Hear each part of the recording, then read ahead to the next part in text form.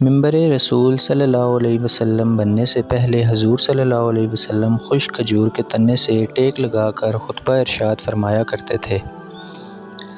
جب پختہ ممبر تیار ہو گیا اور آپ ممبر پر تشریف فرما ہوئے تو خشک کھجور کے تنے سے یہ صدمہ جدائی برداشت نہ ہوا۔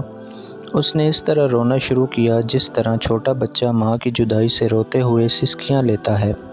خشک کھجور کا تنا جس کا نام ستون حنانہ تھا، رسول اللہ صلی اللہ علیہ وسلم کی جدائی سے نالہ کر رہا تھا جیسے وہ کوئی انسان ہو۔ اس واضح گریہ سے اصحاب رسول تعجب میں پڑ گئے کہ یہ ستون اپنے پورے حجم، طول و عرض سے کس طرح رو رہا ہے۔ آپ صلی اللہ علیہ وسلم نے دریافت کیا، اے ستون تجھے کیا ہوا ہے؟ اس نے عرض کیا، یا رسول اللہ صلی اللہ علیہ وسلم، آپ کی جدائی کا صدمہ مجھ سے برداشت نہیں ہوا۔ آپ کی جدائی سے میری جان اندر ہی اندر جل رہی ہے۔ اس آتش غم کے ہوتے ہوئے آپ کے فراق میں کیوں نہ آہ و فغاں کروں۔ یا رسول اللہ صلی اللہ علیہ وسلم، آپ ہی تو جان کائنات ہیں۔ آپ پہلے مجھ سے ٹیک لگاتے تھے، اب مجھ سے الگ ہو گئے ہیں اور میری جگہ دوسرا ممبر پسند فرما لیا ہے۔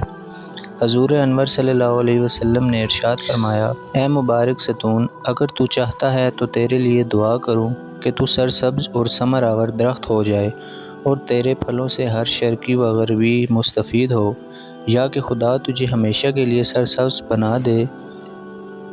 ستون حنانہ نے کہا، یا رسول اللہ صلی اللہ علیہ وسلم، میں تو دائمی اور ابدی نعمت چاہتا ہوں۔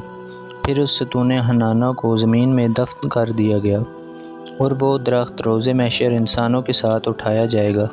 اس واقعے سے ہمیں یہ سبق ملتا ہے، اگر کسی کے دل میں حضور صلی اللہ علیہ وسلم کی چاہت و محبت نہیں تو اس کی زندگی بھی بے معنی ہوگی اور وہ بد نصیب عالم برزخ اور آخرت میں بھی رحمت الہی سے محروم رہے گا۔